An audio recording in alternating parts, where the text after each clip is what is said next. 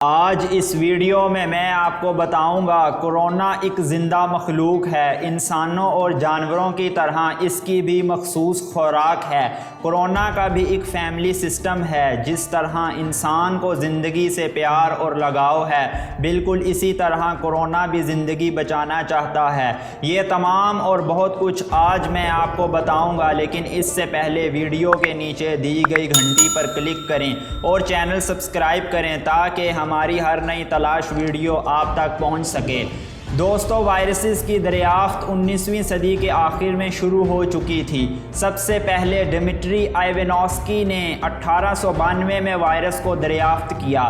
ڈمیٹری آئیوانوسکی نے tobacco leaf کو ایک فلٹر میں سے گزارا، ایک ایسا فلٹر جو کہ بیکٹیریا کو روک لیتا تھا۔ جب انہوں نے ٹوبیکو لیف کو انفیکٹ کیا اس فلٹر میں سے، تو بیکٹیریا اس فلٹر میں سے گزر گیا۔ اس طرح سے وہ اس نتیجے پر پہنچے کہ بیکٹیریا سے بھی چھوٹی کوئی مخلوق ہے۔ دوستو، آپ کو ایک حیرت انگیز بات بتاتا چلوں کہ اگر آپ سمندر کے پانی کو ایک چمچ کے اندر رکھیں تو اس میں 10 ملین یعنی کہ 1 کروڑ وائرسز موجود ہوتے ہیں، اور سمندر کا پانی جب بھاپ بن کے اوپر جاتا ہے ایٹماسفیئر میں، تو آسمان سے جو چیزیں نیچے آتی ہیں بارش، آندھی، ہوا کی شکل میں، تو 800 ملین پر اسکوائر میٹر وائرسز نیچے آتے ہیں۔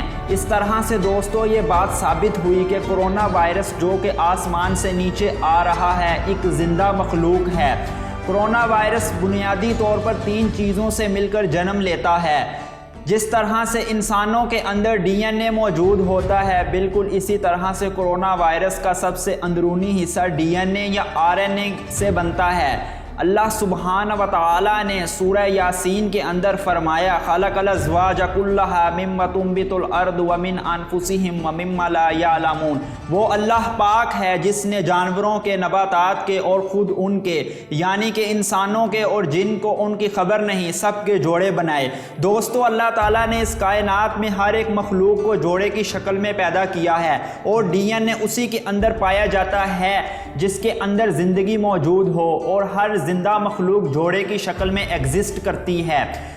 دوسرے نمبر پر ایک خول بنا ہوتا ہے جو کہ DNA کو محفوظ رکھتا ہے، اور یہ خول پروٹین سے بنا ہوتا ہے۔ تیسرے نمبر پر ایک اور خول ہوتا ہے جس کو لپڈز کہا جاتا ہے۔ یہ کچھ وائرسز کے اندر موجود ہوتا ہے لیکن کچھ کے اندر نہیں۔ تو دوستو، وائرسز اتنے چھوٹے ہیں کہ ان کے پاس قدرت کا دیا ہوا ایسا نظام نہیں ہے کہ وہ دوبارہ ریپروڈیوس ہو سکیں، لہٰذا وہ خود کو زندہ رکھنے کے لیے کسی زندہ مخلوق کے ساتھ چمٹ جاتے ہیں۔ انسانوں کے اندر 2 پروسیسز ہر وقت جاری رہتے ہیں، ایک یہ کہ DNA سے RNA میں تبدیل ہوتا ہے جس کو ہم ٹرانسکرپشن کہتے ہیں، اور دوسرا RNA سے پروٹین میں تبدیل ہوتا ہے جس کو ہم ٹرانسلیشن کہتے ہیں۔ یہ 2 پروسیسز وائرسز خود خود پرفارم نہیں کر سکتے، اس لیے انہیں ضرورت ہے کہ وہ کسی سیل کے ساتھ جا کر چمڑیں جس کے اندر یہ 2 پروسیسز کرنا یا ہونا ممکن ہو۔ دوستو، ایک بہت ہی دلچسپ واقعہ جو کہ کورونا کے اس وجود سے مشابہت رکھتا ہے، وہ رب تعالیٰ کی ایک قدرت ہے جو کہ میں آپ کو ضرور بتانا چاہتا ہوں۔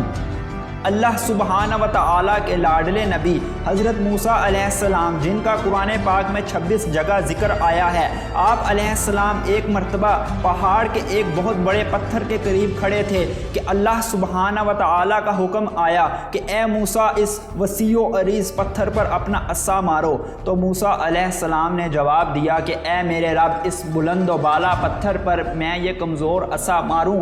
حکم ہوا ہاں مارو۔ جب حضرت موسیٰ علیہ السلام نے عصا مارا تو اس پتھر کے ٹوٹنے کے نتیجے میں ایک اور پتھر نیچے سے نکل آیا، تو حکم ہوا کہ پھر عصا مارو، تو اس کے ٹوٹنے کے نتیجے میں ایک اور پتھر نیچے سے نکل آیا۔ اس طرح سے یہ عصا کئی مرتبہ مارا گیا اور پتھر ٹوٹتے گئے۔